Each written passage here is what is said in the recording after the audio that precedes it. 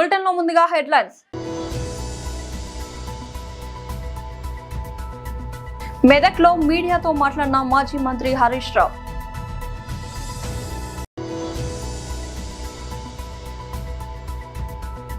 ఢిల్లీ నుంచి మీడియాతో మాట్లాడిన కేంద్ర మంత్రి జి కిషన్ రెడ్డి.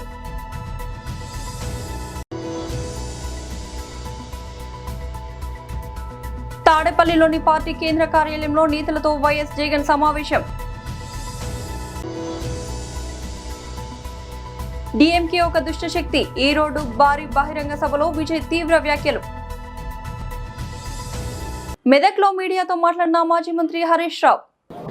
మన మెదక్ జిల్లాలో పాపన్నపేట, హవేలీ గన్పూర్, కొల్చారం, మెదక్ రూరల్ మండలాలు ముఖ్యంగా ఈ గణపురం ఆనకట్ట మీదనే ఆధారపడి యాసంగి పంటలు సాగు చేయడం జరుగుతుంది.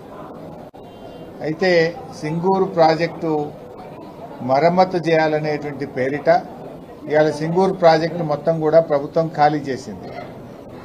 ప్రభుత్వం సకాలంలో చర్యలు తీసుకోకపోవడం వల్ల సింగూరు మరమ్మతు పోయిన వేసవి కాలంలో చేసి ఉంటే ఇవాళ యాసంగి పంటలో రైతులకు ఇబ్బంది ఉండేది కాదు. మరి ఇప్పుడు కూడా సింగూరులో దాదాపు 15 టీఎంసీల నీళ్లు ఉన్నాయి. యాసంగి పంటను కాపాడుతూ కూడా సింగూరు ప్రాజెక్టును మరమ్మతు చేయడానికి అవకాశం ఉంది. కానీ ప్రభుత్వానికి చిత్తశుద్ధి లేదు. ఇవాళ రైతుల్ని చాలా కన్ఫ్యూజన్లో పెడతా ఉన్నారు. ఇవాళ చాలా మంది రైతులు కూడా ప్రభుత్వం నుంచి ఏదైనా స్పష్టత ఇస్తారేమో, ఏదైనా ప్రకటన ఇస్తారేమో అని చెప్పి చూస్తూ ఉన్నారు. గత 10 సంవత్సరాల్లో బోరు బండి మాయమైపోయింది.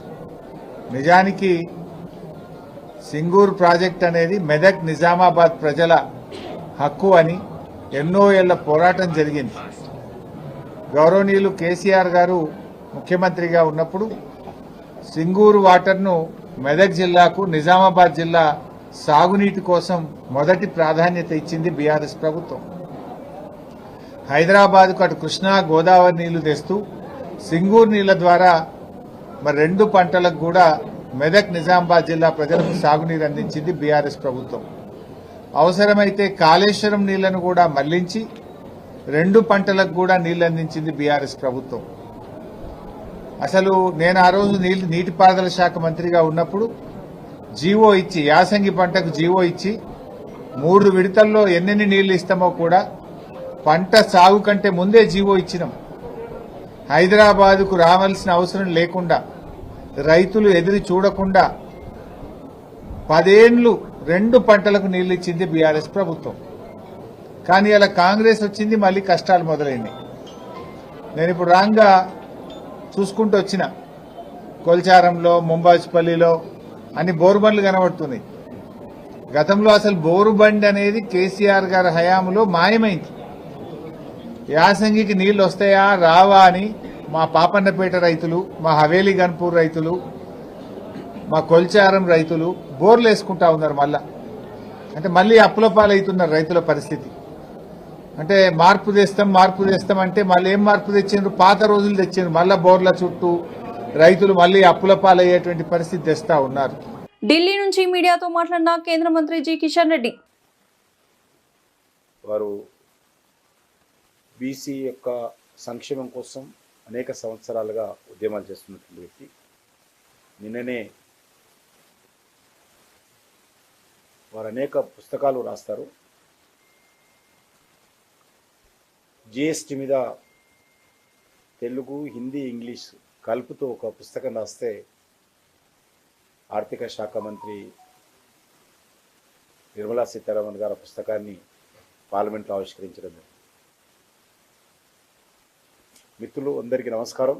మనకందరికీ తెలుసు, ఈరోజు విద్యుత్ అనేటువంటిది ఒక సాధారణ వ్యక్తి నుంచి మొదలు పెడితే దేశంలో అత్యున్నతమైనటువంటి పరిశ్రమ వరకు కానీ, మరి మనిషి మనుగడ కానీ, వ్యవస్థ మనుగడ కానీ ఈరోజు విద్యుత్ చాలా అవసరం ఏర్పడింది. ప్రజలు ఒకరోజు ఉపవాసమైన ఉంటారు, కానీ విద్యుత్ లేకుండా ఉండే పరిస్థితి ఈరోజు ఆ రకంగా ఏర్పడింది. కాబట్టి విద్యుత్ శక్తి యొక్క ఇంపార్టెన్స్ పెరిగింది. ఇది ఒక ప్రాథమికమైనటువంటి అవసరంగా ఎలక్ట్రిసిటీ మారిన విషయాన్ని సందర్భంగా మనయేస్తున్నాను. దీని కారణంగా దాని డిమాండ్ కూడా మన దేశంలో కాదు ప్రపంచవ్యాప్తంగా పవర్ డిమాండ్, విద్యుత్ శక్తి డిమాండ్ కూడా రోజు రోజుకు పెరుగుతూ ఉంది. మన చేతిలో ఉన్నటువంటి సెల్ ఫోన్ నుంచి మొదలు పెడితే అన్ని రకాలుగా పవరు ప్రాధాన్యత పెరిగింది.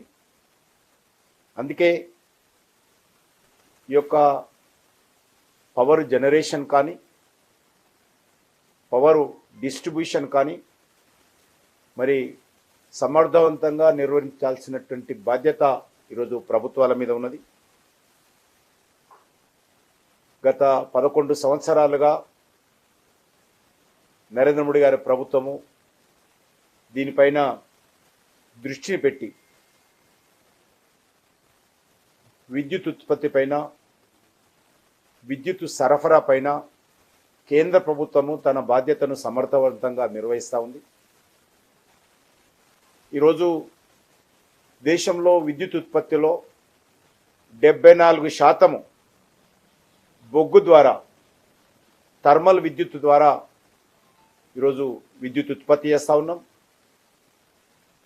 ఇది దేశంలో డిమాండ్ ఎంతకు పెరిగినప్పటికీ కూడా మా మినిస్ట్రీ తరఫున బొగ్గును ఉత్పత్తి చేసి ఆయా థర్మల్ విద్యుత్ ఉత్పత్తి చేసేటువంటి పరిశ్రమలకు అందించడానికి మేము సిద్ధంగా ఉన్నాం. తాడేపల్లిలోని పార్టీ కేంద్ర కార్యాలయంలో నేతలతో వైఎస్ జగన్ సమావేశం. లోయెస్ట్ లెవెల్లో ఉన్న గ్రామ స్థాయిలో ఉన్న క్యాడర్ నిజంగా ఇంత కమిటెడ్గా ఒక ఉద్యమాన్ని మనస వాచ కర్మన దీన్ని ఎట్టి పరిస్థితుల్లోనూ కూడా ఈ ఉద్యమంను, ఈ స్ఫూర్తిని ప్రజలు ఇక్కడ చెప్పే ఈ గళాన్ని ఖచ్చితంగా వినిపించేట్టుగా చేయాలి. రాష్ట్ర ప్రభుత్వం మెడలు వంచాలి. ఆ నిర్ణయం వెనక్కి తీసుకునేట్టుగా రాష్ట్ర ప్రభుత్వం మీద ఒత్తిడి తీసుకుని రావాలి అని చెప్పి పట్టుదలతో ఇంత గొప్ప ఉద్యమం చేసిన చరిత్ర బహుశా రాష్ట్రంలో ఎప్పుడూ కూడా జరిగి ఉండదు. నిజంగానే అందరికీ కూడా ఇక్కడ నుంచి మొదలు పెడితే గ్రామ స్థాయిలో ఉన్న ప్రతి కార్యకర్త దగ్గర వరకు కూడా ప్రతి ఒక్కరికి కూడా మనస్ఫూర్తిగా కృతజ్ఞతలు, అభినందనలు రెండు కూడా తెలియజేస్తా ఉన్నాను. దాదాపుగా 1,04,11,136 సంతకాలు ప్రతి జిల్లా నుంచి బయలుదేరిన ఈ నెంబరు, మన దగ్గరికి వచ్చిన నెంబరు, ఈరోజు గవర్నర్ గారికి మనం చూపించబోయే ఈ సంతకాలు ఆల్రెడీ బహుశా చూపించే కార్యక్రమం బహుశా మొదలై ఉంటుంది. ఆల్రెడీ బండ్లను మనం ఫ్లాగ్ ఆఫ్ చేసినాము. ఆ బండ్లన్నీ గవర్నర్ గారి ప్రెమిసెస్కు ఆల్రెడీ చేరాయి. అక్కడ గవర్నర్ గారి సిబ్బంది ఆ సంతకాలు పెట్టిన వ్యాన్స్ను అంతా కూడా వాళ్ళు చూస్తూ ఉండింటారు. బహుశా 1,04,11,136 సంతకాల 1,04,11,136 సంతకాలు చేసిన పత్రాలు ఈరోజు నిజంగా ఇదొక ఘట్టం, చరిత్రలో నిలిచిపోయే ఒక ఘట్టం. ఈరోజు నిజంగా చంద్రబాబు నాయుడు గారు తన ఈ మధ్యకాలంలోనే నిన్ననే కలెక్టర్ల సదస్సు జరుగుతూ ఉన్నప్పుడు తన నోట్లో నుంచి వచ్చిన కొన్ని మాటలు ఆశ్చర్యం కలిగించాయి. ప్రజల్లో గ్రాఫ్ చాలా పడిపోతూ ఉంది, దానికి కారణం కలెక్టర్ల పనితీరు సరిగ్గా లేదు అని చెప్పే పరిస్థితిలో చెప్తా ఉన్నాడు. పొద్దున పేపర్ చదివితే అయ్యో అని మొత్తుకున్నట్టు. కలెక్టర్ల గ్రాఫ్ బాగాలేక కాదు స్వామి, నీ గ్రాఫ్ బాగాలేక పడిపోతా ఉంది, నీదేనే నీకు అర్థం కావడంలా. నీ హయాంలో నువ్వు వచ్చిన తర్వాత ప్రజలకు ఏదైనా మంచి జరిగిందా అని అంటే ఒకటే మంచి జరగల. చంద్రబాబు నాయుడు గారు ఈ 18 నెలల కాలంలో, దాదాపు 18 నెలలే ఉంది, ఈ బడ్జెట్ వస్తే మూడో బడ్జెట్ ప్రవేశపెడతా ఉన్నాడు. ఈ మార్చిలో తాను ప్రవేశపెట్టబోయేది 3వ బడ్జెట్. అంటే మొత్తం 5 బడ్జెట్లు ప్రవేశపెట్టే అవకాశం ఈ ముఖ్యమంత్రికైనా ఉంటుంది. అలాంటిది 3వ బడ్జెట్ ప్రవేశపెడతా ఉన్నాడు ఈ మార్చిలో. అంటే 2 బడ్జెట్లు అయిపోయినాయి, అంటే 2 సంవత్సరాలు అయిపోయినాయి ఈ మార్చి వచ్చేసరికి. 3వ బడ్జెట్ కూడా ప్రవేశపెడతా ఉన్నాడు. తమిళనాడు రాజకీయాల్లో వేడి రాజుకుంది. నటుడు, రాజకీయ నాయకుడు విజయ్ అధికార డీఎంకే ప్రభుత్వంపై తీవ్ర స్థాయిలో విరుచుకుపడ్డారు. డీఎంకే ఒక దుష్ట శక్తి అని, తన తమిళగ వెట్రి కలగం టీవీకి స్వచ్ఛమైన శక్తి అని వ్యాఖ్యానించారు. ఈరోడ్ జిల్లాలో ఈ రోజు నిర్వహించిన భారీ బహిరంగ సభలో ఆయన ప్రసంగించారు. గత సెప్టెంబర్ 27న కరూర్ సభలో జరిగిన తొక్కిసలాటలో 41 మంది మరణించిన తర్వాత తమిళనాడులో విజయ్ నిర్వహించిన తొలి భారీ బహిరంగ సభ ఇది. నేను మళ్ళీ చెప్తున్నా, డీఎంకే ఒక దుష్ట శక్తి, టీవీకే స్వచ్ఛమైన శక్తి. ఈ పోరాటం ఈ రెండింటి మధ్య జరుగుతుంది అని విజయ్ తన ప్రసంగంలో స్పష్టం చేశారు. శాంతి భద్రతలు, నీట్ పరీక్ష మినహాయింపు వంటి అంశాలపై స్టాలిన్ సర్కార్ను లక్ష్యంగా చేసుకున్నారు. డీఎంకేకు సమస్యలకు ఫెవికాల్తో అంటించినంత సంబంధం ఉంది, వాటిని వేరు చేయలేమంటూ ఎద్దేవా చేశారు. సభ ముగిశాక ప్రజలందరూ సురక్షితంగా ఇళ్లకు వెళ్లాలని ఆయన విజ్ఞప్తి చేశారు. ఈ సభకు రాజకీయంగానూ ప్రాధాన్యత ఏర్పడింది. ఇటీవల అన్నా డీఎంకే నుంచి బహిష్కరణకు గురై టీవీకేలో చేరిన సీనియర్ నేత, ఎన్నికల వ్యూహకర్త కేఏ సెంగొట్టోయన్ సొంత ప్రాంతమైన విజయమంగళం సమీపంలో ఈ సభను నిర్వహించడం గమనార్హం. ద్రావిడ ఉద్యమాల కుదువలమైన పట్టున్న పశ్చిమ తమిళనాడులో తన ఉనికిని చాటుకునేందుకు విజయ్ ఈ ప్రాంతాన్ని ఎంచుకున్నట్లు విశ్లేషకులు భావిస్తున్నారు. కరూర్ విషాదం పునరావృతం కాకుండా ఈ సభకు పోలీసులు కనివిని ఎరుగని రీతిలో భద్రతా ఏర్పాట్లు చేశారు. సుమారు 35,000 మంది హాజరవుతారని అంచనా వేసి 1,300 మందికి పైగా పోలీసులను మోహరించారు. సభ ప్రాంగణాన్ని 72 బాక్సులుగా విభజించి ఒక్కో బాక్స్లో 500 మంది మించి ఉండకుండా చర్యలు తీసుకున్నారు. గర్భిణీలు, చిన్నపిల్లలతో వచ్చే వారికి అనుమతి నిరాకరించారు. రాజేంద్ర నగర్, మణికొండ, చిత్రపురి కాలనీలో ఘనంగా క్రిస్మస్ వేడుకలు నిర్వహించారు. మరియు నూతనంగా ఎన్నికైన జూబ్లీ హిల్స్ ఎమ్మెల్యే నవీన్ యాదవ్ను సన్మానించారు. వేడుకలు పాల్గొన్న ప్రకాష్ గౌడ్ నవీన్ యాదవ్ను ఉద్దేశించి మాట్లాడారు. అతి చిన్న వయసులో ఎమ్మెల్యే అయిన నవీన్ యాదవ్ను ముందు నీకు ఎంతో భవిష్యత్తు ఉంది, మీ నాన్నగారైన చిన్న శ్రీశైలం యాదవ్ పేరు నిలబెట్టాలని, ముందు మరింత పేరు తెచ్చుకొని ఉన్నత శిఖరానికి చేరుకోవాలని ఆశీర్వదిస్తూ నవీన్ యాదవ్ భుజం తట్టారు. చిత్రపురి కాలంలో గారు వాళ్ళ ఆధారంలో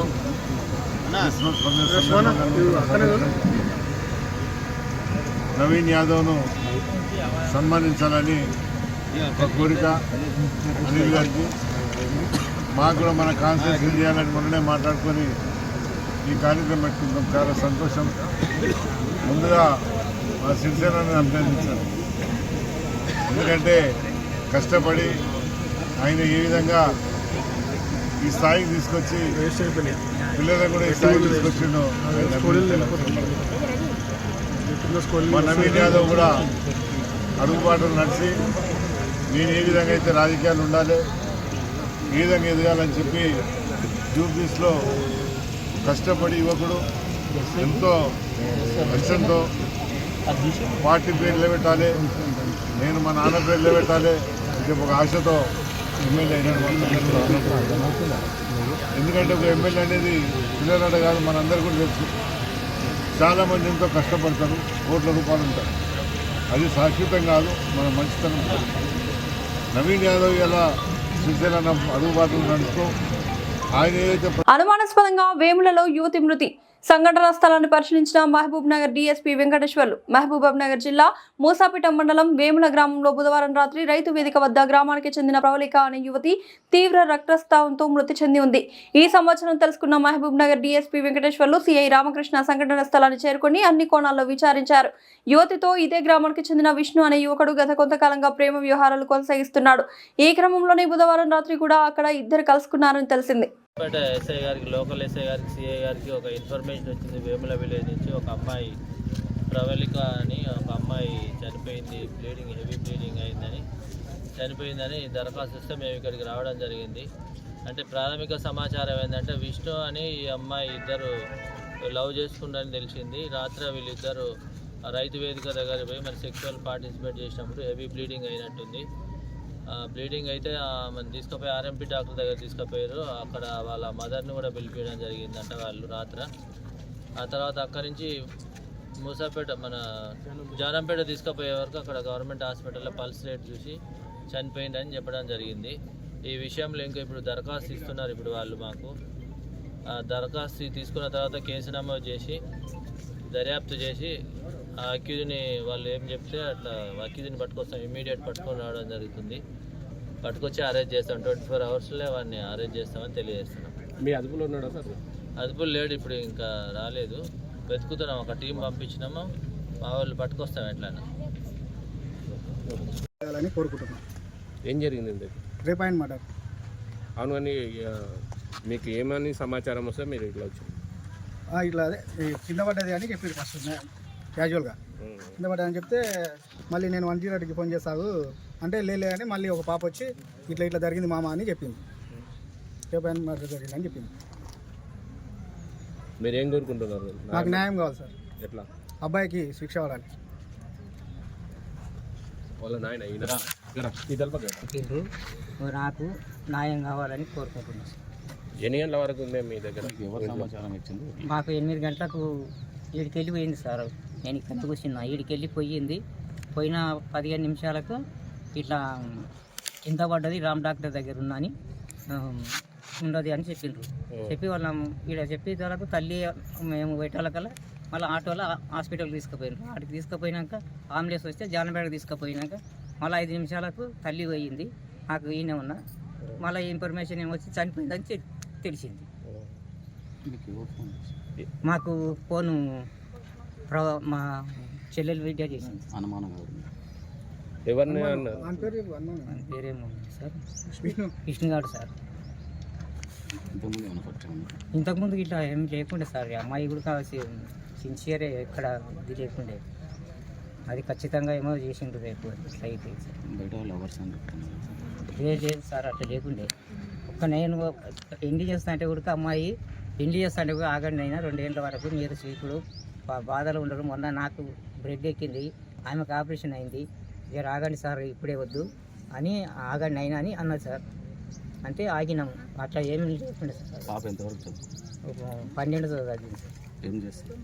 12 చదివి ఓకేనే ఉంది. ప్రపంచవ్యాప్తంగా సినీ ప్రియులు ఎంతో ఆసక్తిగా ఎదురుచూస్తున్న చిత్రం Avatar fire and ash. James Cameron దర్శకత్వంలో వస్తున్న ఈ విజువల్ వండర్ పై భారతదేశంలో భారీ అంచనాలు నెలకొన్నాయి. ఇప్పటికే దర్శక ధీరుడు రాజమౌళి ఈ చిత్రాన్ని ప్రశంసించగా తాజాగా క్రియేటివ్ డైరెక్టర్ సుకుమార్ కూడా ఈ జాబితాలో చేరారు. సినిమా చూసిన అనంతరం ఆయన తన అభిప్రాయాన్ని పంచుకున్నారు. అవతార్ ఫైర్ అండ్ యాష్ ఒక అబ్సల్యూట్ బ్లాక్ బస్టర్ అని సుకుమార్ కొనియాడారు. ఈ చిత్రంలో కేవలం కళ్ళు చెదిరే విజువల్స్ మాత్రమే కాకుండా ప్రేక్షకులను కట్టుపడేసే బలమైన భావోద్వేగాలు కూడా ఉన్నాయని ఆయన వివరించారు.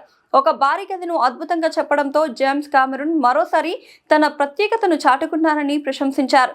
ఈ చిత్రం కేవలం సినిమా కాదని అదొక నిజమైన ఈవెంట్ ఫిలిం అని సుకుమార్ అభిప్రాయపడ్డారు.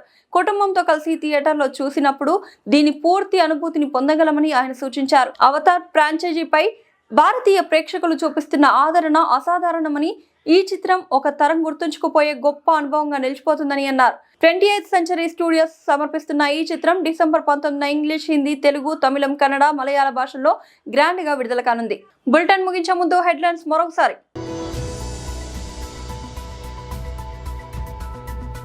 మెదక్లో మీడియాతో మాట్లాడిన మాజీ మంత్రి హరీష్ రావు.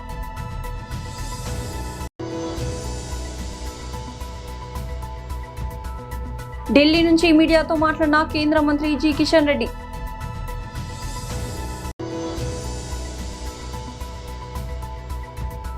తాడేపల్లిలోని పార్టీ కేంద్ర కార్యాలయంలో నేతలతో వైఎస్ జగన్ సమావేశం.